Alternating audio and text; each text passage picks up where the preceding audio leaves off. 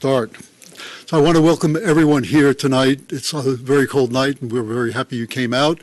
And you can also catch this again at another time. This poetry reading, like our poetry readings, have been recorded, and they're on the Takoma Park site. Some of them will get onto YouTube as well. My name is Merrill Leffler, and I'm really happy to welcome you here on behalf of the Takoma Park, our Arts and Humanities Commission that oversees this whole program that we have here. And this is the third Thursday series. It's in the 9th year. It was begun in 2005 when Don Berger, who was the Takoma Park's first poet laureate, started it. But then Martin Fitzpatrick, up until this year, coordinated this. Now, everything moves very smoothly, but what you don't see is a lot of the manuscripts that are coming in, the requests, and the work that goes on. So we've replaced Martin by a committee, and I want to acknowledge the committee. Some of them are here tonight. Carolyn Wilkins, Ed Shackley, Meredith Pond, Mary Beth Hayden, Martin Fitzpatrick has remained, Ann Becker, who was also Takoma Park's second poet laureate, and me. And some of you have met Sarah Daines, who is the head of Community and Economic Development, which oversees this whole thing. And it's Sarah who really is the silent figure behind all of this that makes this whole thing go. I want to say a couple of things before we start. First of all, everybody got a program?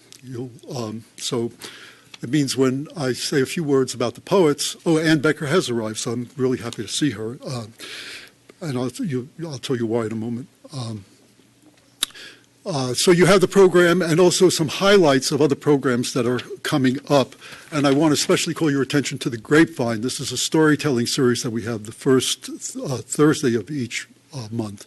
And we have some really terrific storytellers who are coming, and it's really a great fun. I just wanted to say something about Takoma Park and about the commitment in the city to literature, to the arts. You can tell in the atrium every month there's a new art exhibit, and there are so many functions that are going on here. Not the least of which, the city has committed itself to to having a poet laureate, a city poet laureate, which at first may seem a little bit funky, but it also what it does is it really calls attention to the commitment to the literature and to the arts and the important in the cultural life of the city and of the region. I mentioned that Ann Becker was the second poet laureate. Ann has continued conducting a free writing workshop. It's called Writing a Village. It's a free monthly poetry workshop, and Ann is here, and if you're interested in this, please see her. Ann, can you raise your hand so people will know where you are? There are also other events.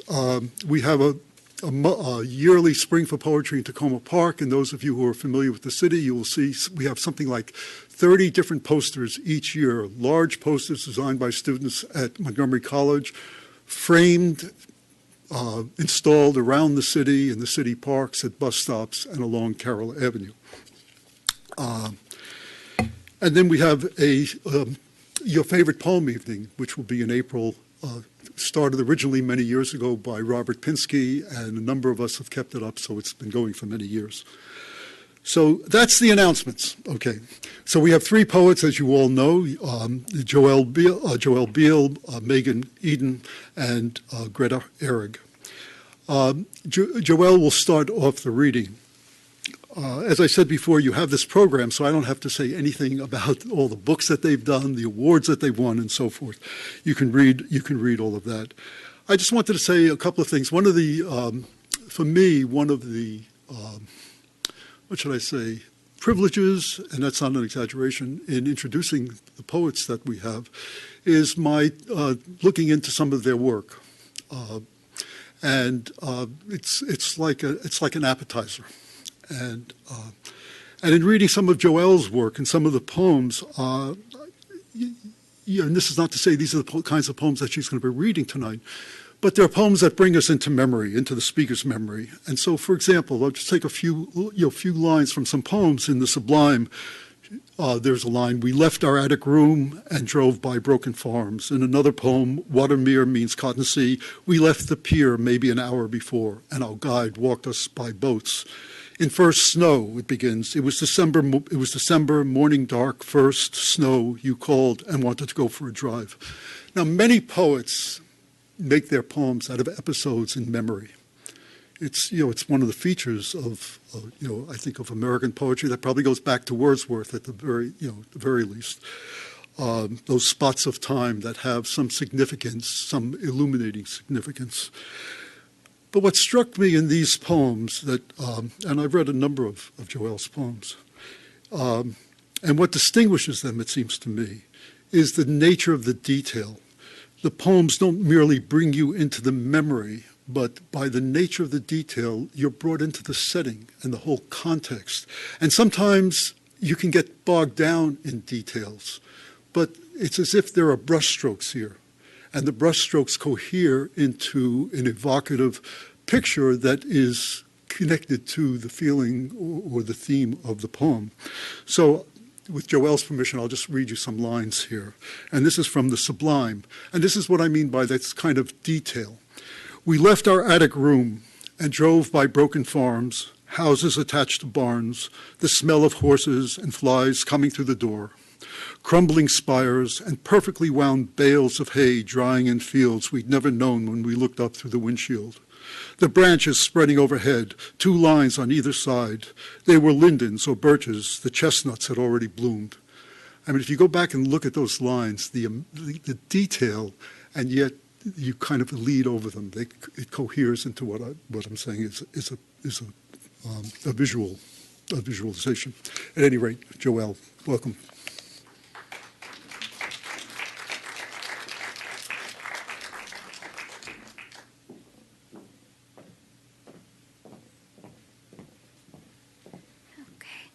Hi there.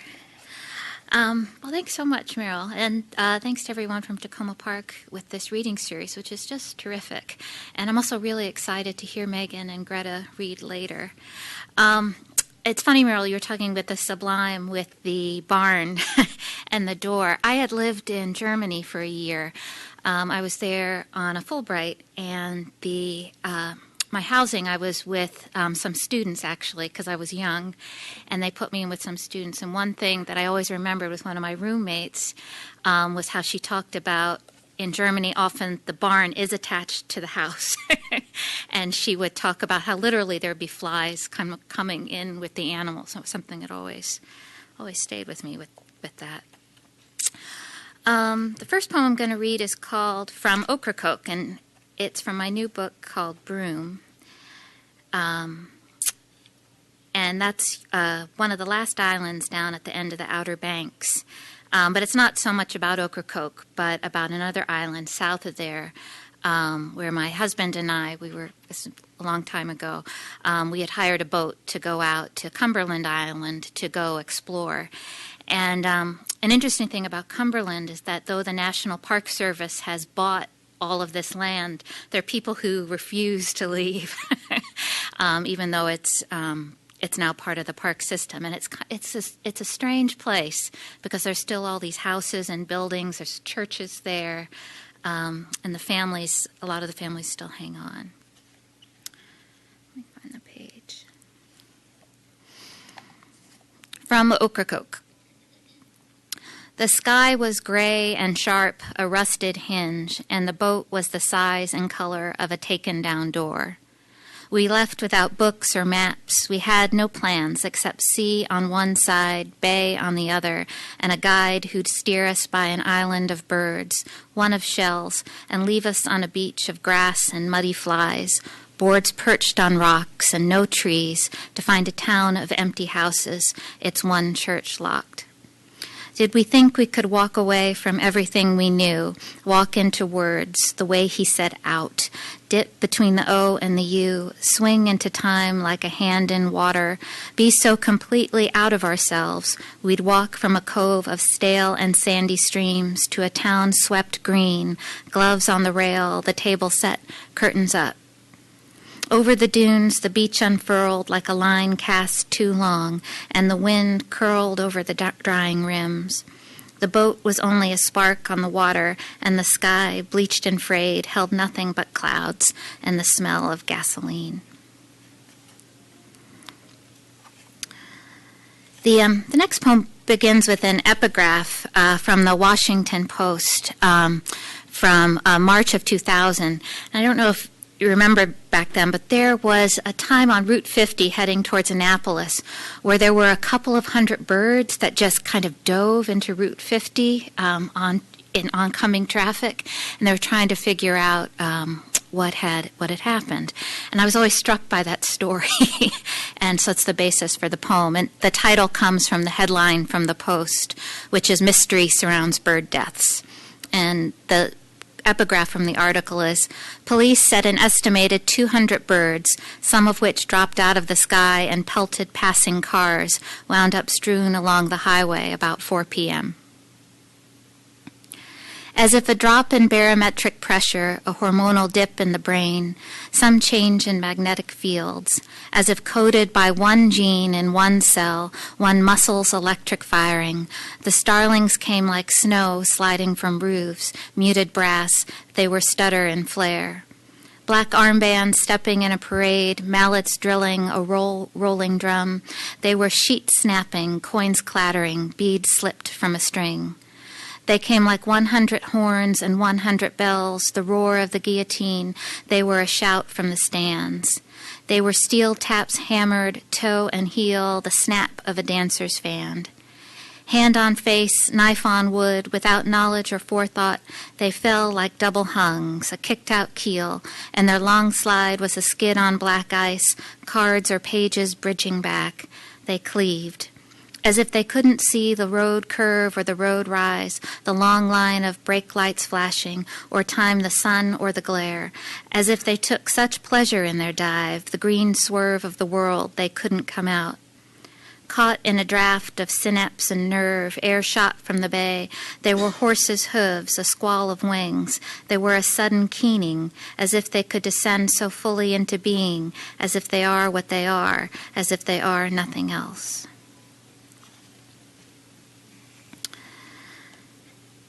This book has a lot of poems addressed to my children when they were small.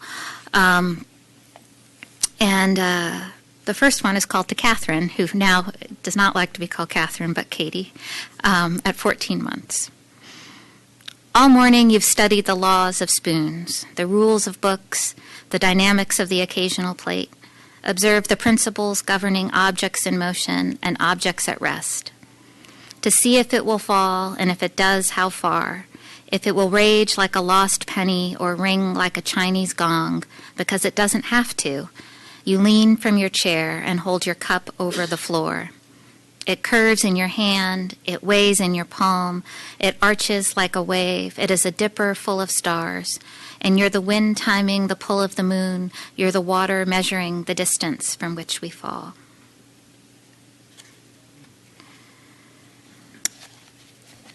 This is called Birthday Poem. This was actually written in response because I was reading so many poems about people writing about their birthdays, and it had actually kind of gotten on my nerves, so I decided to write my own. So, on February 27th, 1969, I don't need to look it up, Macy's or Gimbel's was having a sale.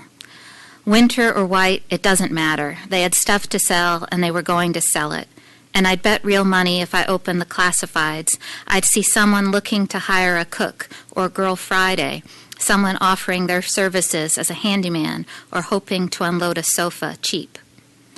I know Americans were bombing Cambodia while the Viet Cong was bombing Saigon. The sea had not yet begun to rise, though temperatures had, and the Grateful Dead played the Fillmore the first of 4 nights. The record is still available. You can buy a box set. My father was not there, though he was nearby, nor was my mother, who was at her parents' in the Bronx, waiting for labor to begin.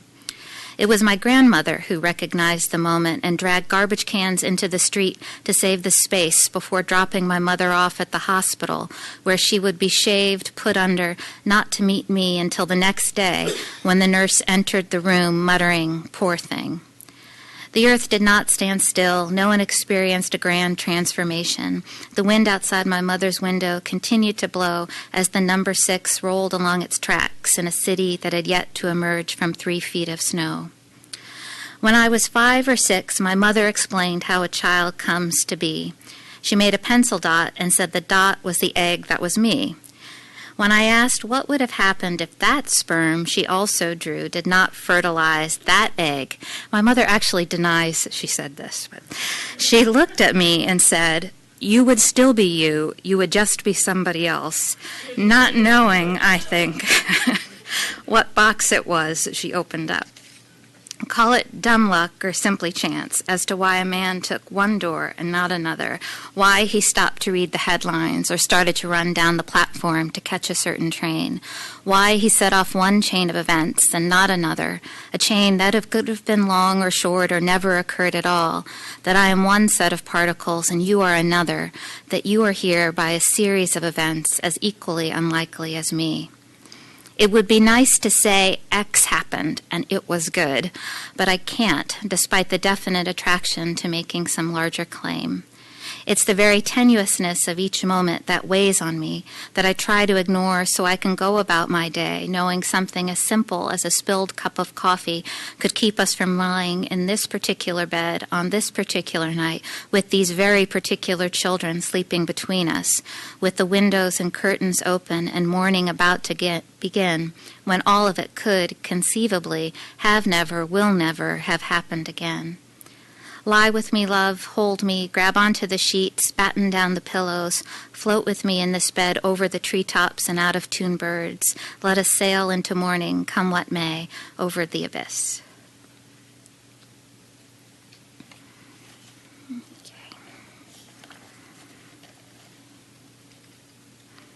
All right, and this is to Andrew at 17 months. Chimney sweep, fireman, one-man cleaning crew. You follow me down the hall to the kitchen, stand behind me and ask for the broom. You push it over leaves and dirt from the yard, bits of wood and ash from the stove, and the broom is your horse and riding crop. It's your long Alp horn. Drum major or majorette, pendulum or metronome, you swing to a waltz Strauss never knew. You point, you charge, you begin your high wire act, and the broom is the sum of all parts, and you're the man standing in traffic, waving your baton, directing me into my life, into what I don't know. Okay. And I'll read The Sublime. Meryl had read from it. Jeanette is my roommate whose house was attached to the barn. And this takes place in northeastern Germany, and this is not too long after. Well, it's not too long after. It was in about 1998, and the East Germans there were really not used to getting Americans as visitors. And what we did or did not necessarily know about German history. And sometimes my German could be a little creaky, and so we would try to figure out what we could and couldn't talk about. And I always remember one man saying, "Well, if you don't speak German well, do you speak Russian?" I was like, "No." Anyway. We'd read The Sublime. We'd read about the trees, which is something people from all over Germany, they come to see these trees. We'd read about the trees, or it was Jeanette, or the man who went on about the superficiality of America and German women sweeping their steps while we smiled and tried to drink our beer. We left our attic room and drove by broken farms, houses attached to barns, the smell of horses and flies coming through the door, crumbling spires, and perfectly wound bales of hay drying in fields we'd never know.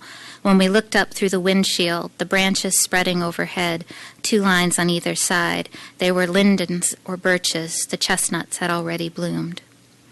Friedrich was right. In chalk cliffs on Rügen, a woman and 2 men come to look at the Baltic and take in the Koningsstuhl. She blends into water, the men into woods, and in the distance 2 strokes for sails, a light brush for waves framed by leaves and soft white formations. None of this matters. Always someone is losing his glasses, someone bends to help him. Even the man leaning against the tree won't stay, with the others complaining, the branch in his way. The pockets full of receipts and a button that needs repair. We drove under a green and flickering sky. There was no place to park the car. We had to look away. I'll read one more poem.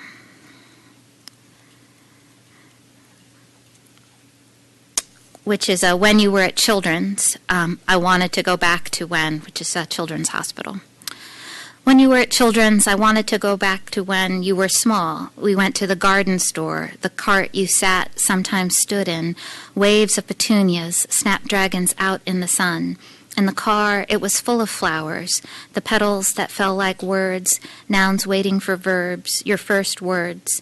And we walked through the yard, scooping handfuls of dirt, whacking at the ground to make way for your bright pink petunias. Before you wandered down the hill, returned with rocks, you arranged them carefully so we could shimmy the flowers out of their pots, so we could blake at the ground in petunias, so we could lie down and the rain would rain from your watering can, the watering can you picked with much consternation, and a light wind would lift a few words from this page and deposit them in a sea of petunias, because you are my petunia, and we will ride in your submarine watering can, the spout makes a good periscope, and we will read the water as if each wave were a page in a story about a girl who wants to visit the sun and the moon, maybe the stars, whose ship is stored with petunias, dirt and spades, and in the hull the words I wish I knew that might accompany her like a compass into the far night.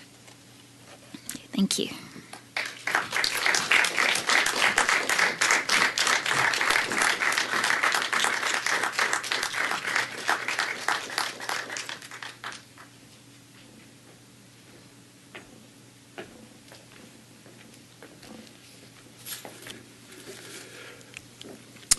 When you look in this little book right here, you'll see that Megan has published a number of chapbooks. Some people see chapbooks as the interim publication, the kind of consolation prize for not publishing a full collection. As a publisher, I don't believe that. I think I love chapbooks, and I say this not just because I love chapbooks, but what chapbooks can do, because it enables a writer to bring together in a kind of concentrated form, whether thematically or preoccupations, and not have to worry about how do I sit this against this other part of me that's writing very different poems and other different kinds of poems.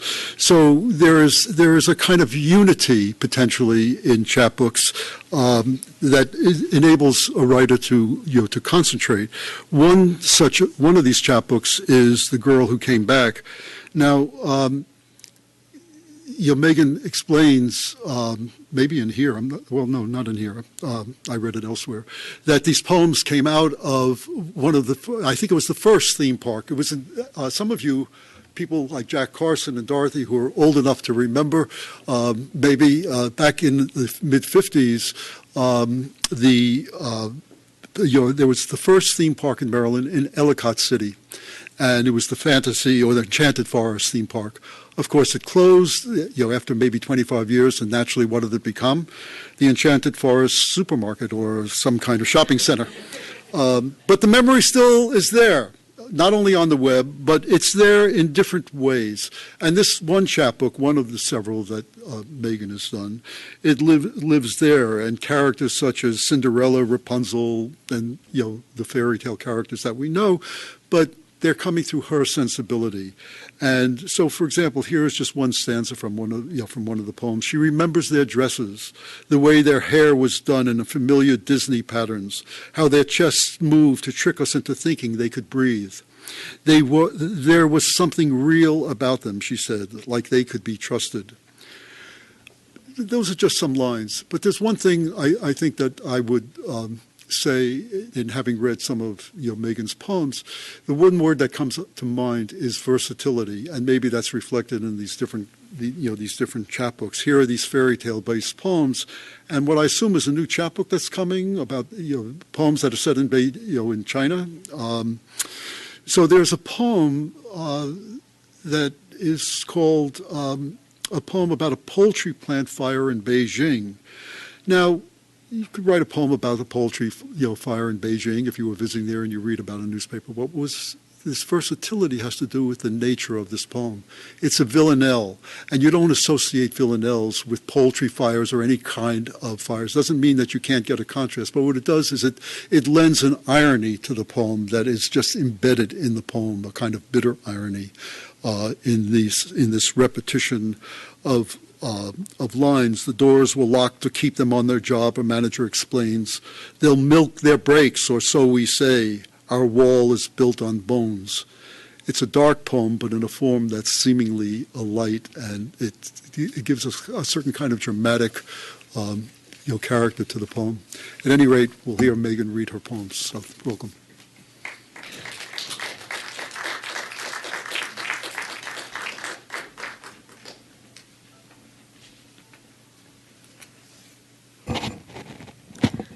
Thank you so much for that intro. That's very flattering.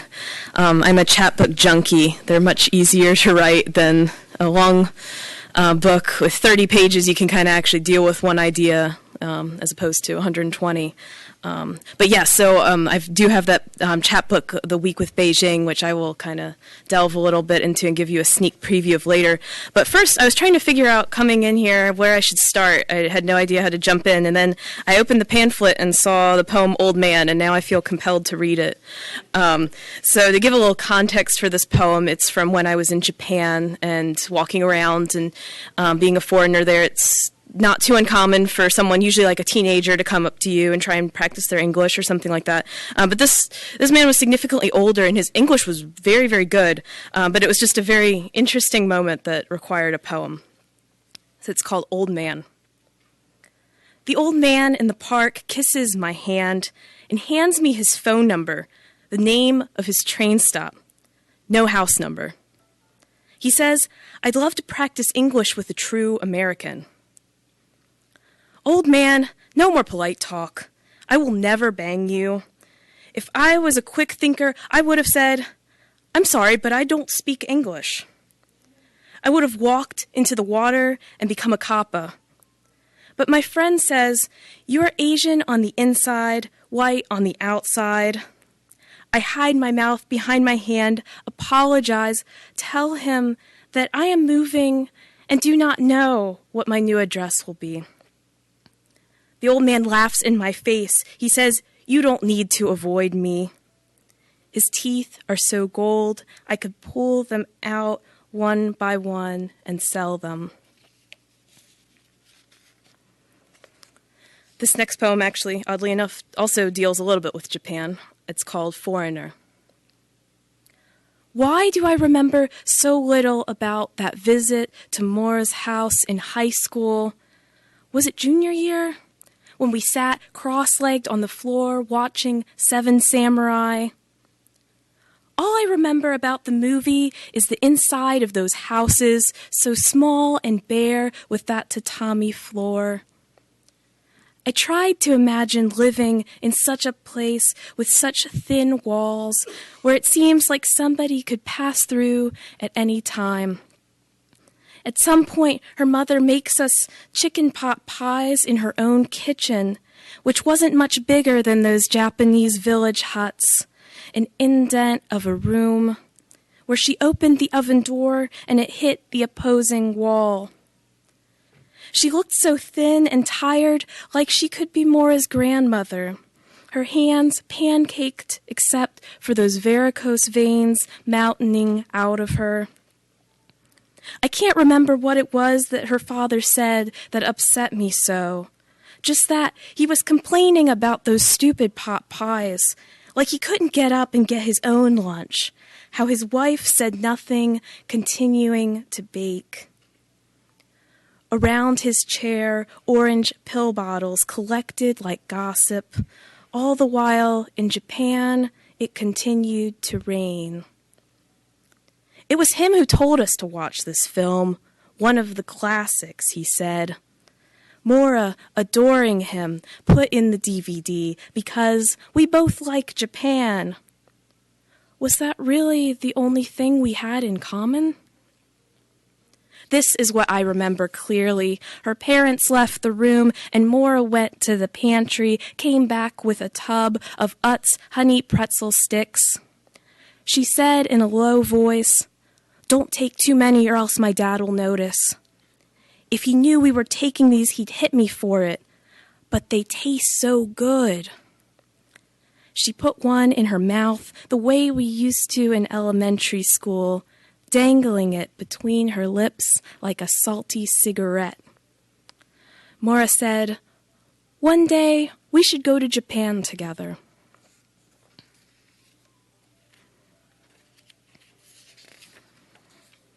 This next one is called Memorial Service. Pervy Ricky must have been in his 40s, always leaned close when he talked to me. I was 17 maybe, and knew better than to be alone with him. While the rest of the congregation was doing meet and greet, he'd tell me about his sex life, about how there were women who wanted to do it with him, but he didn't let them because he was staying pure for the right one.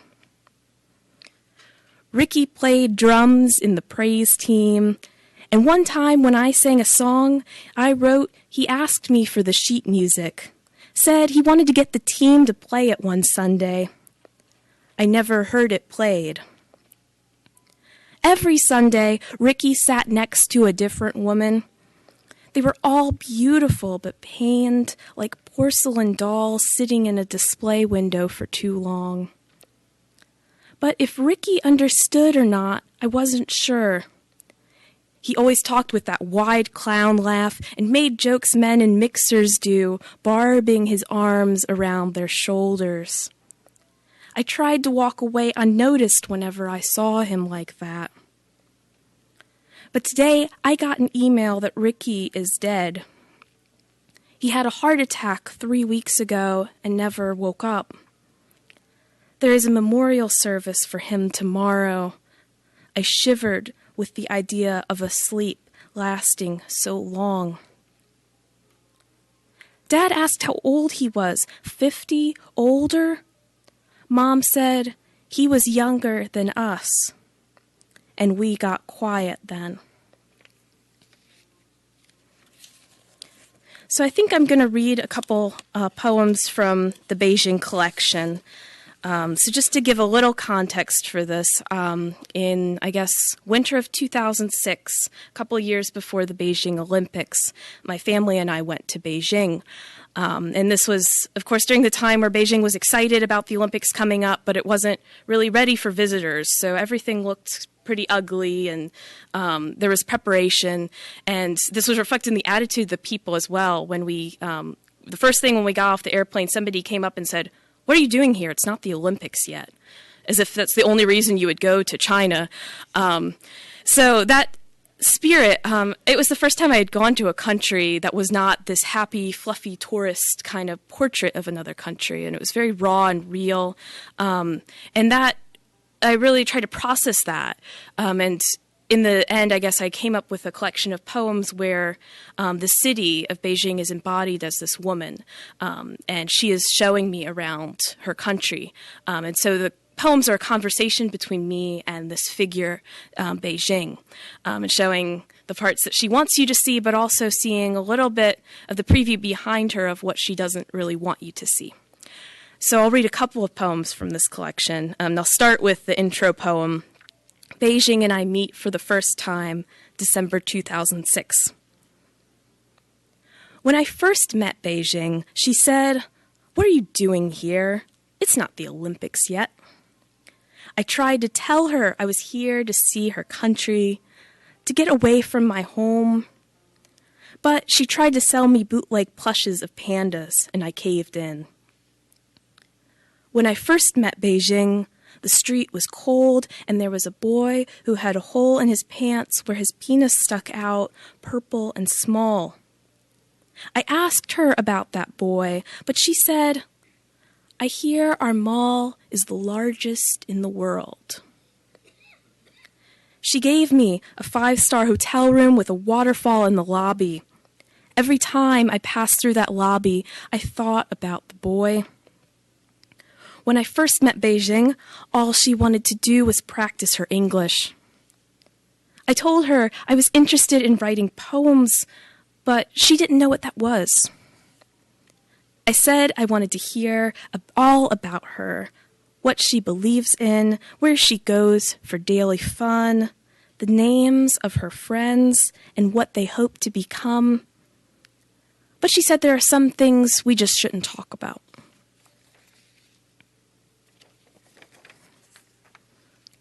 And this one is called Beijing Explains Her 12-Year-Old Gymnast.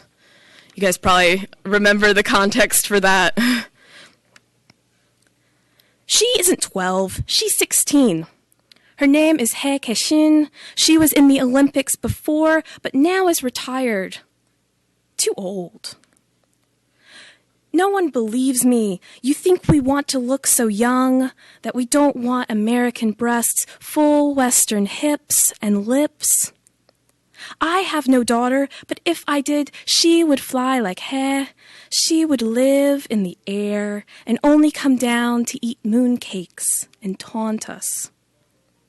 She would be afraid of no men, and no men would enter her. Her body would be tight like a branch, unbending but beautiful.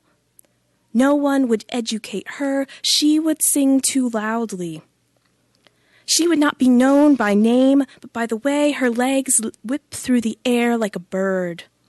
The way she vanished so young without demands, without fathers to condemn and harness her wildness.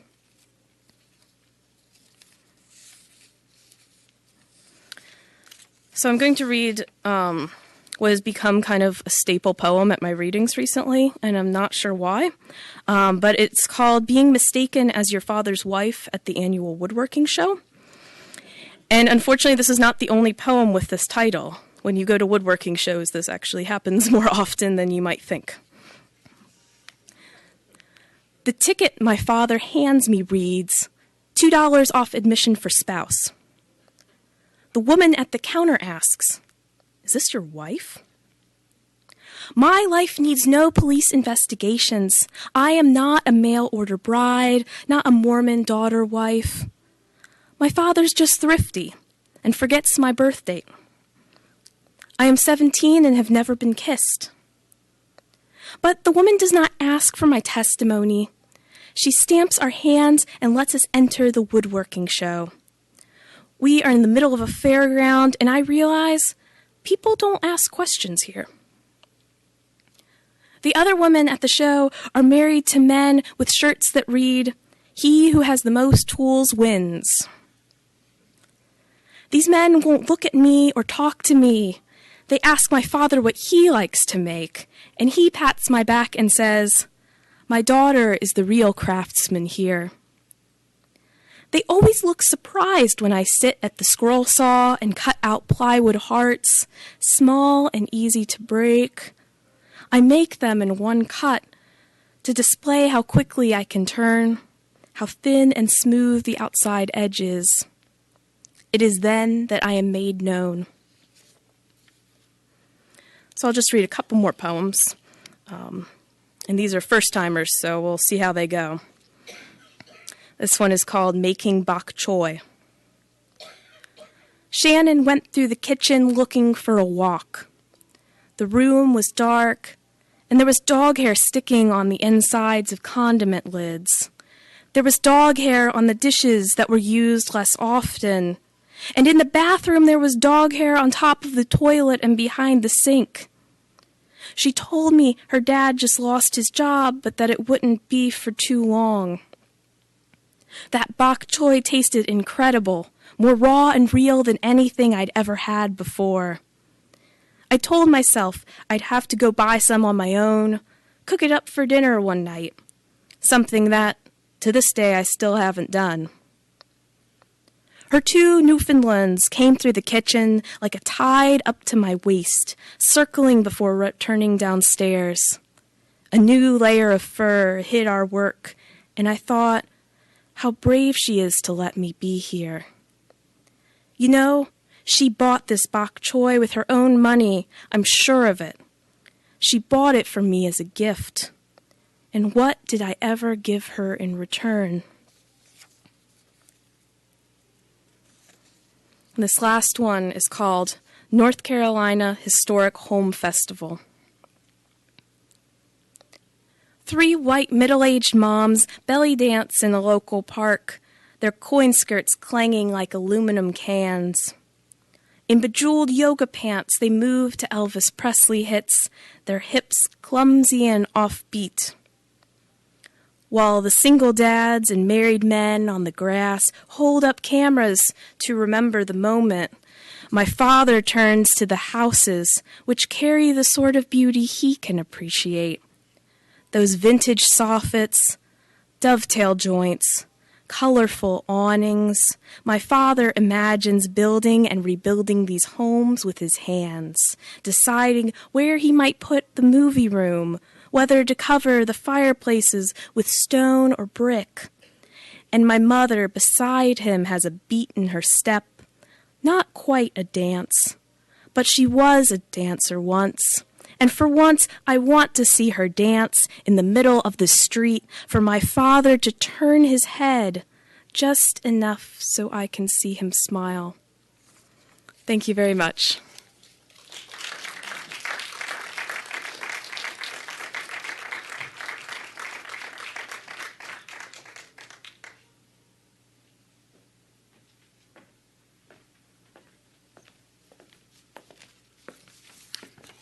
I've said a number of times that one of the terrific things about this reading series that we have, where we have 3 or 4 poets reading, is that we bring together these different voices, and each one is distinctive, and yet at the end of the evening, we've been treated to a rich diversity, and I think you'll see that as well with Greta Ehrig, who will be reading next.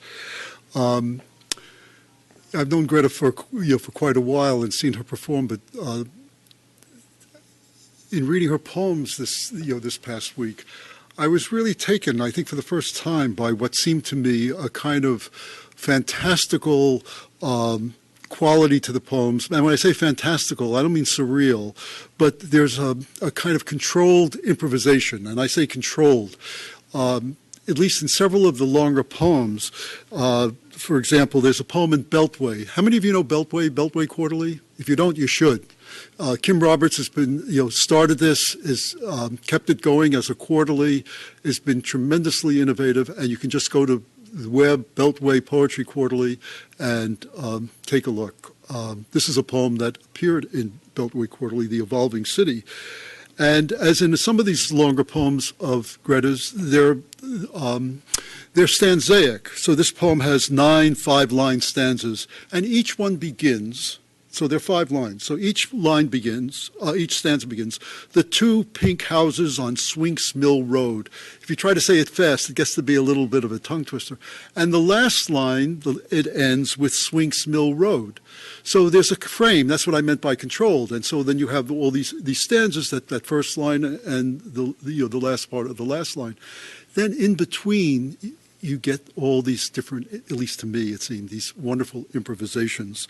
I first thought, although it's very different, but the idea of Wallace Stevens' 13 Ways of Looking at a Blackbird, there are all these different improvisations. This is not the same thing. This is really very vivid and fresh in its own distinctive way. And that and I think what I came away with in reading these poems is a kind of delightfulness, and not just in that poem, but in a poem like A History of My Hunger. Again, another stanzaic poem, 16 stanzas, 3 lines. I'm going to give you just a little flavor. I don't know if you're going to be reading this, Greta, but how more than once the sight of a chorus of apples rolling down the amber folds of a clean sateen duvet cover nearly seduced me into turning over thousands of dollars to a smooth-talking 500 thread count French called Cidre. There's another long poem called Cupcake, 7 stanzas, 14 lines each. So the stanzas are a way of controlling, it seems to me, the improvisations that are going on. And in that one, the last line serves as the beginning of the next, the last line of one stanza serves as the beginning of the next stanza. There's a kind of playfulness in this poem, a kind of lightly erotic playfulness where the language just jumps and does flips. So that puts a lot of pressure on you, Greta, but here we are. Welcome, Greta Ehrig.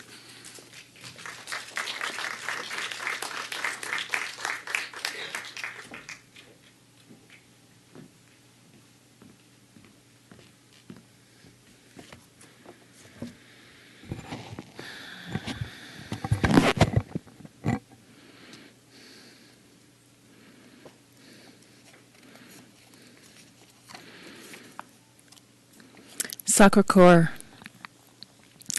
In the space of two lightly touching hands, Rodin saw tenderness, prayer, a form of holiness he called cathedral.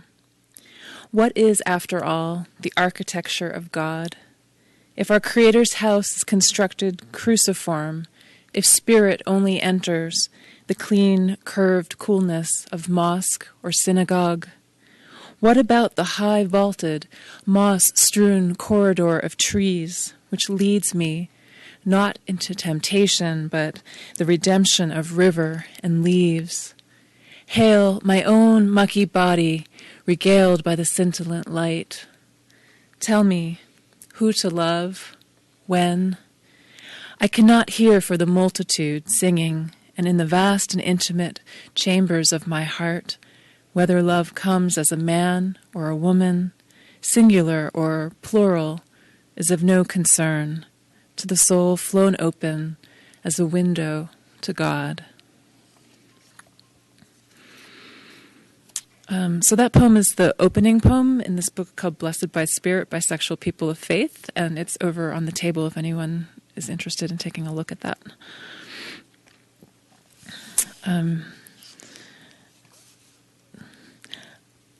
It's such an honor to read tonight. I wasn't familiar with Joelle or Megan's poetry before, and I'm just so moved by how by the lush connections that they both made in their poems.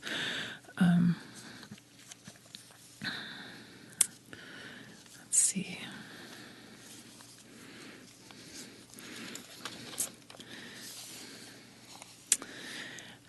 This next poem, Meryl mentioned, A History of My Hunger, starts with a quote by Nikolai Vavilov. All around the city, one could see a vast expanse of wild apples covering the foothills. One could see with his own eyes that this beautiful sight was the origin of the cultivated apple. Golden apples of the sun are waltzing ripe in the eaves when I come home to your voice, message on my machine, inviting me, just as I'm thinking of you, to your talk, though you've said you're no poet, on the history and the mystery of the apple. History and mystery, indeed. How could you know how smitten I am with the lyrics and lore of that creation, with the crunch and drip of the mere words, apple, apples, gala, Braeburn, snow, winesap, stamen, seek no further. Ah, how once I heard a telling of Vavilov's story like Eve's, so juicy and compelling it reduced me to tears, and how more than once the sight of a chorus of apples rolling down the amber folds of a clean sateen duvet cover nearly seduced me into turning over thousands of dollars to a smooth-talking 500 thread-count Frenchman called Cidre. Je m'appelle Cidre, couchez avec moi? As if such pomacious betting could finally lull me to sleep, set unfinished dreams to materializing before my eyes, or fill me with the fleshy kinds of knowledge I never seemed to find time for. Maybe I was bored. Maybe I'm a naughty fabric whore. Temptation was palpable. I don't know why I coveted the famed duvet, why it held such sway that I dreamt of it fortnightly for years. Perhaps it goes back further still, back to more innocent beginnings, back to that childhood windowsill, where my father used to serve up each evening, like deep slices from his own sunset heart, whole bowls of delicious red schnitzes, shining sweet, with each salty brown pretzel twist, a love knot and a kiss to keep hungry nights at bay.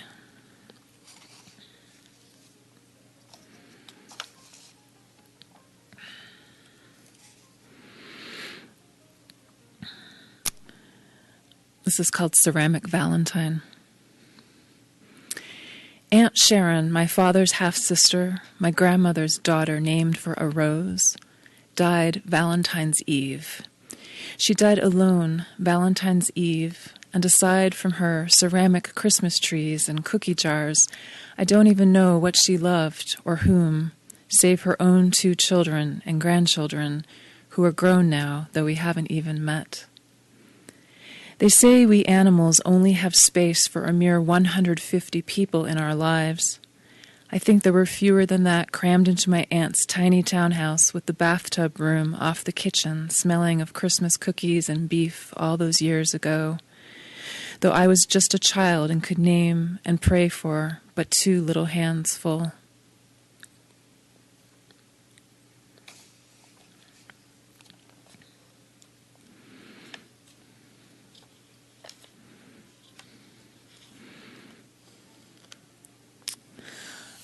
This is the poem that's in your program if you feel like reading along. Trick or treat. Unexpectedly, I find myself at home on Halloween night, wondering what to do about treats. Peering into the cookie jar, I pull out the ghosts of past year's sweets.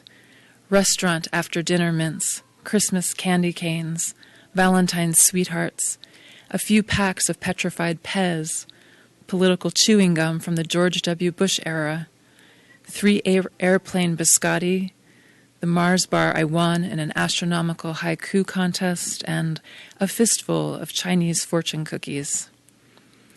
There used to be a day when I planned for this day, buying fine earthball chocolates and wrapping them in handwritten affirmations like, "In all the world there was no one else exactly like you.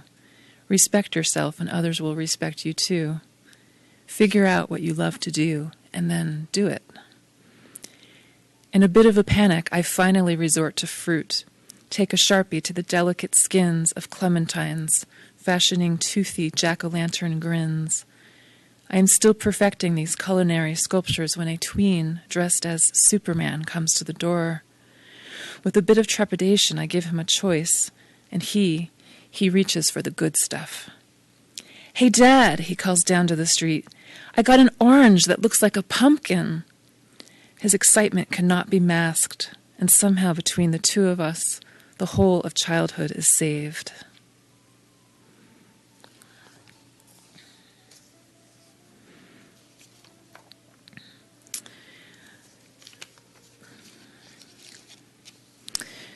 So,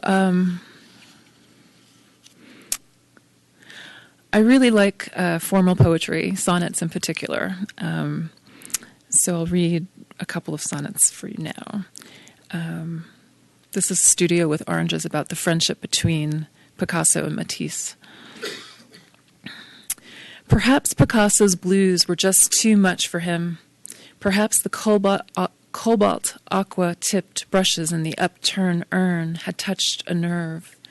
Blue-skinned, blue-lipped as death's own grip, sending a monochromatic chill down his spine. Who knows why Matisse did it? Yearly, automatic as clockwork. Send the orbs the colors of sky at dawn or dusk like church bells ringing. Perhaps he wanted to see how a cubist would handle a sphere. Perhaps he wanted to bring the joie de vivre of the nude and sun-kissed fruit into his life. Oranges in a bowl, a feast not for the belly, but for the soul.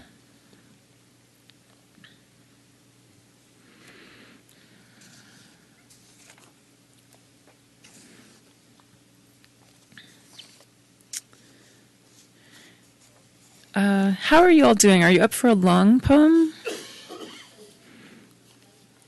Not sure. Let's see. I think I'd like to read Cupcakes, which I haven't ever actually read in public before.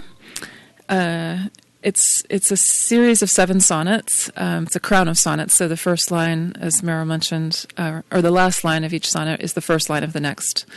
And then at the end of the poem, the last line of the poem is the first line of the poem, same as the first. This is Cupcakes. Live like a cupcake rather than a muffin. That was our host motto at the party where you and I skirted around, barely touching. With you in your new Annie Lennox hairdo and flowery tunic, 2 bold choices. I almost didn't recognize your face. Then my ears perked up to hear your voice, and my eyes lifted to skim your grace. It was Valentine's Day all over the room. Filling up on tiny pastel cakes, I thought, sweetheart, you should have a lover. And it wasn't just the sugar uptake talking. For years it's been like this. You laughing, me wondering how we'd kiss. You laughing, me wondering how we'd kiss. It's all a bit, well, distracting. Not that cocktail parties are ever exactly my bliss. It was great having guitar strings to knot, stretch, and wind into place. Even better having the instrument to fret and finger pick so as not to stare as you quietly read her New Yorker's too dark and too dumb pics. I liked how you leaned to share that half-baked cowboy in a bar asking another cowboy, "Did you just call me Cupcake?" And I liked when you observed how boys can take up too much space at dinner parties and on planes. Me, I try not budging. I tease. On planes, I try not budging. I tease the man sprawled next to me. He'll think you're hot for him, someone said. Initially, he's got his ego to stroke, but since I'm not, that eventually becomes clear, and he stops. You said you tend to shrink away instead, which is hard for me to picture, dear. With your big mind and whip wit, you've always seemed a bit larger than life to me, although perhaps more subtly of late. Meanwhile, I find myself wishing you'd lean into me. Isn't that how we women mate? Not that I'm ready to feed you wedding cake, but I could do a red velvet cupcake. A red velvet cupcake, that I could do, and a vanilla ginger and a chocolate chip.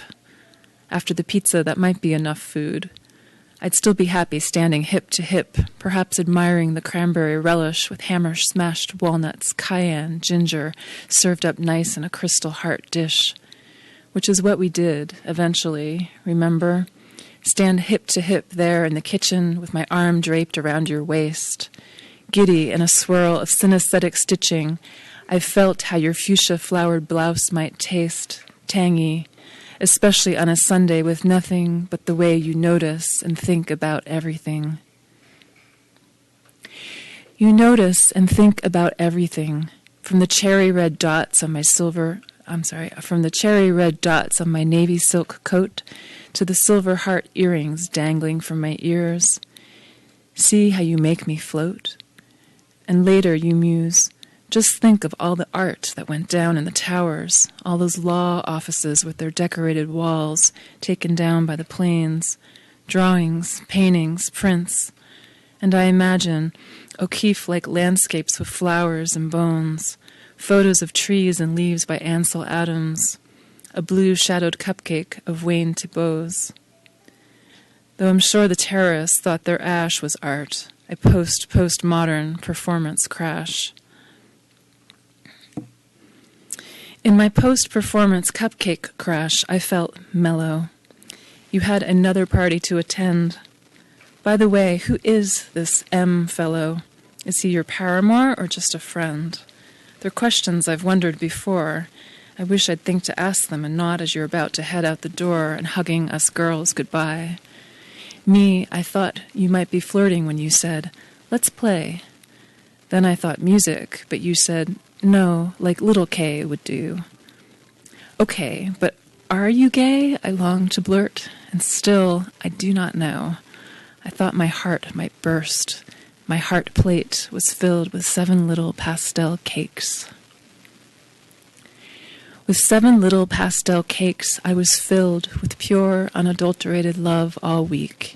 I sat down with my favorite pen and scribbled sonnets between sips of white pearl tea. Send me your story, I had told you, by which I guess I meant the arc of the life that's you, as well as that other kind of story, your fiction. It needs some revision before I do. That's my baby. I need to prepare her. Aspiring to greatness is a blessing and a blight. Nevertheless, I dream of us snuggling in by a fire with cups of wine and twin journals to write our plays, stories, poems, and naughty stuff in. so we can live like cupcakes rather than muffins.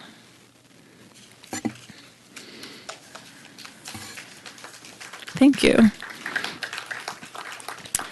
I'm going to read just one more poem. This is called Owl Lover. Got a little bit of a Valentine's Day theme going on here. This poem was inspired by a photograph that I saw of two lovers embracing, sitting like sort of against the side of a clawfoot tub, and you could see that one was a woman, but the gender of the other was unclear, and the person was wearing a mask, an owl mask. I'm stripping the labels from the cans, mixing them up on the shelves. I want the tins to shine as silvery as when the moon moves across water. I like to be surprised by what's inside. Most folks want to know up front what's in something, what it's going to cost, whether or not they want to buy it. When I dress myself for myself. I dress myself in Laura Ashley linen and black combat boots. I wear dressy lace collars and an old man's suit. But just to make things clearer, I tack on 2 labels, button 2 parts of my heart to my breast pockets. On the right, I like girls. On the left, I like boys. Sometimes people see just one side and think they know me. What they don't know is this. I'm in love with an owl. So when I speak of my love and they ask, when will you marry him? I laugh and tell them, when she can glide down the aisle naked and veiled in light. When they ask, what's her name? Wind, I say. He's the sound of the wind.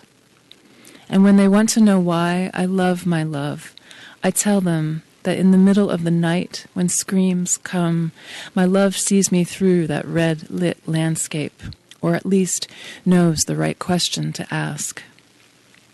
In the middle of the night, when my body nestles down, soft with longing, the sound of the wind caresses, holds me safe among the branches. And in the middle of the night, when our bodies press together into one body, of feathered skin and angel limbs, we dream the same strange dream. That owl is human, and I can fly. Okay, thanks so much.